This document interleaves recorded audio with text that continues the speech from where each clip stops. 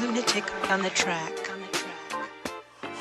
Look, they used to stop us at the door like you ain't allowed. But now we step into the club and we get announced. Bucket list bottles in the... Yo, it's your boy Luna Florentino, aka the Fresh Prince of Rustenburg, coming to you live from the country of South. Big shout out to Sports Scene, big shout out to the Weekend Turn Up, and special shout out to Adidas for the young drip, you get me? The young boy earned these stripes. Like there's nothing else to see. Shady dick, skin color like Hennessy. My government name, let me start there, my ID name. Luna like Koketso. You know, Luna, I know people thought that would be my real name, but it's not. That name actually came from my producer alias. But now every time I bump into people, they want to shorten it. And then it became Lunatic. And then those that knew me as Lunatic, they started shortening it to Luna. I actually started making music when I was 14, right?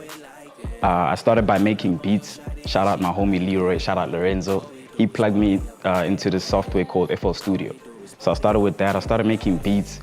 And then, like, no one really wanted to rap on my beats. At the time, I thought they were dope. But yeah, listening back, they were matops. You know what I'm saying? So me and my friend, we used to rap on my beats, you know, and literally started recording and learning the whole process of mixing and mastering in grade 8. From grade 8, I started pushing, and then we used to put out music on sites like Kasi MP3, MP3 Tweet, before the data file host days, you know what I'm saying? And I used to literally spread my music through BBM. I would like get classmates that I knew Nabatana scoff with kids from other schools. And then I'd send them the music, and then when they climb the scoff, they send it to the other kids. In first year, I came to Joburg, studied at AC, did sound engineering, but I didn't finish that course because I felt like some of the things that I was learning, I had already touched when I started in grade 8, because that's where I literally started, you know, going through the process of learning this thing called mixing and mastering and understanding what I'm trying to do with this music. So I left the whole course and then I started nitpicking what I wanted. So one of the things that I took out was business and law. So I studied like business and law in the music industry, just so that I could know how to understand my contracts. What's the difference between a publishing deal, a distribution deal? You know, where does the money come from? Like if I'm not gigging, like how am I supposed to make my money? You know, and that's how I started learning about the different royalty collection sites like Samro, Sampra, Capasso, you know what I'm saying? Drag it up and pass it with your that mixtape was basically it was the flag of my city that I was carrying, you know what I mean? Because the first mixtape that I put out was Florentino Mariachi, and that's what put me on. I was like, where basically my first music video got onto TV. I started seeing like more radio play than previously, you know what I'm saying? But, you know, in the beginning, people don't really know where you're from. They don't know like your background. So I felt like the next mixtape was supposed to point that out. That's why I titled it The French Prince of Rustenburg, because I felt like I needed to carry the flag. I felt like I needed to, you know, put my city on the map, if I could say, and just like show people like, yo, I'm proud of where I come from, even though like that city is slow, Joe. There is no like industry. When I started there was literally no studios. There was one community radio station. They weren't even playing my stuff. You know what I'm saying? So it's really just to show the kids back home that, yo, like, it's possible. Truth be told, I created that when I was in a space where I felt like I needed growth. Like I was still staying at the yard in Auckland Park. You know what I'm saying? So that's how the first song of the project came about. It's titled 10 a.m. in Auckland Park. I literally woke up, you know, Dala the young wake and bake for the brass, you get me? And then I was literally speaking my thoughts on the song. That's how I felt at that moment, and that's how it came out. Because how I make my music is I listen to the beats in studio. I don't like preparing beforehand. It sounds bad when I say I don't prepare beforehand, but when you see how it comes out, you'll understand why I don't. Because I like to capture my raw emotion, and I don't want to like premeditate what I'm about to say. I want to say what's really there. I want to say what's in my subconscious, not what I'm thinking here. Because what I'm thinking here is a whole lot of things. I'm thinking, yo, what is radio gonna want to hear? What is the kid sitting at home gonna want to hear? You understand what I'm saying? But if I'm saying it from my subconscious, I'm saying what I want to say. I would say a doper sound in terms of quality. Because, hey, back then, I remember uploading my music to YouTube, and at this time, I was like, still like reaching for the American market.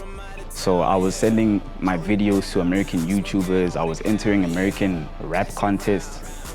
Yeah, and I remember there was this this software on the PC called, I think camcorder, whatever it was. But literally, it screen recorded the PC.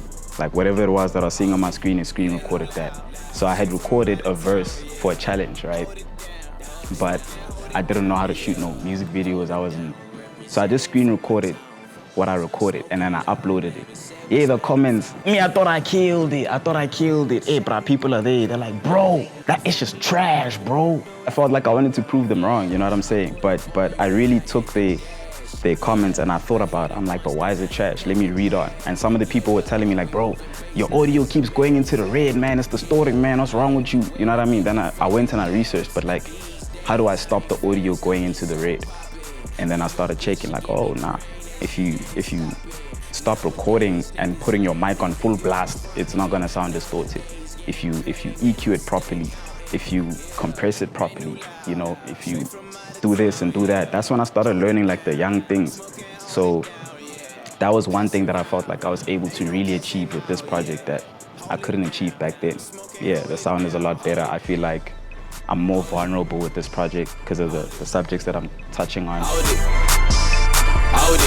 I would say the first person is my little bro, because he was literally there when I started everything.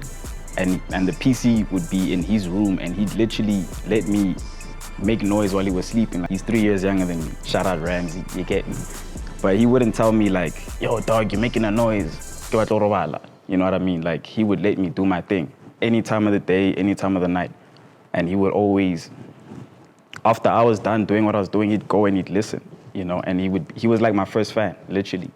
And then my close friends, like, you know, shout out Didi, shout out Doomsy, shout out Quam, shout out Hwaps, shout out Delson, like, shout out Tammy, shout out Lorenzo, shout out, but I have too many, like, people that I've kept from my childhood. But, like, those were literally, that's where my foundation started. And then that literally spread, and now I have industry support, you know, from friends like Manu World Star.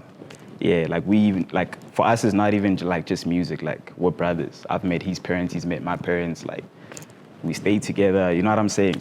So started getting support from, you know, people like him, people like DJ Switch, shout out Switch, Queen Aziza, who else? Costa Titch, Touchline. And crazy enough, like those collabs came about very genuinely, because I met all these people before they blew up. You know, when I met Manu, we were in the come up, because there's this music video we shot. The title of the video is called Saucy. So basically the lockdown anthem really came from, like, you see how I make music, I like to just be spontaneous. So when I heard about this whole lockdown shandies, I was like, hey, like this thing is really happening. But it wasn't like that serious for me, because you know how sometimes, I don't know, I'm awkward like that sometimes. Like I laugh in situations where I'm not supposed to laugh, you know, like, like I heard we were gonna be on lockdown for 21 days. But I wasn't stressed about it, crazy enough. I was just like, we're home for 21 days, oh well. You know what I mean? And then I literally recorded the song. After I recorded the song, I was like, yo, this is dope. And then I started playing around on TikTok, came across this filter where there's just like hands of people. It looks like people are at a party. So I was like, wouldn't it be dope if I just hosted a lockdown party where I invite everybody online to the party and everybody basically uses this filter and the song to show that they're at the party.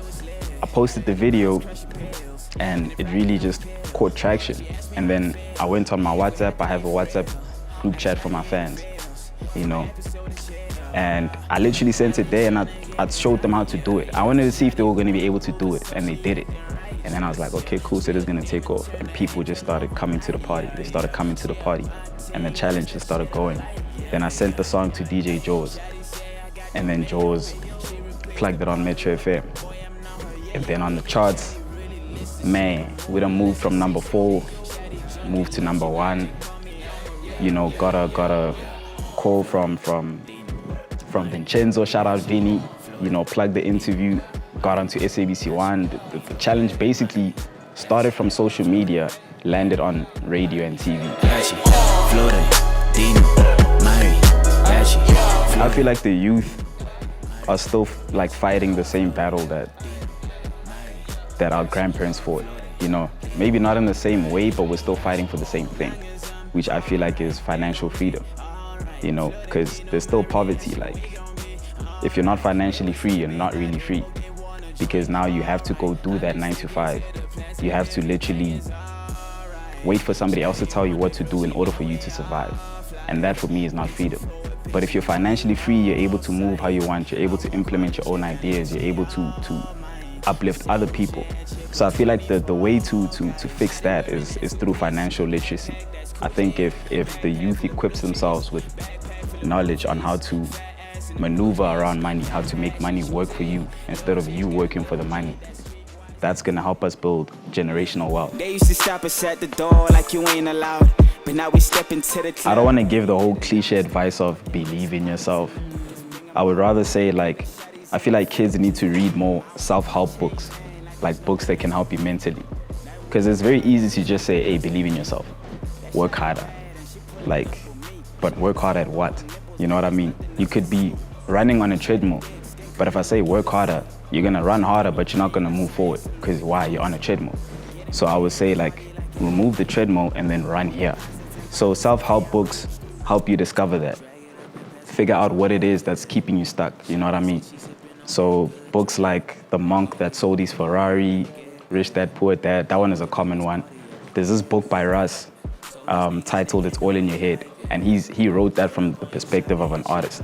And he's literally like a big advocate for DIY and self-sufficiency.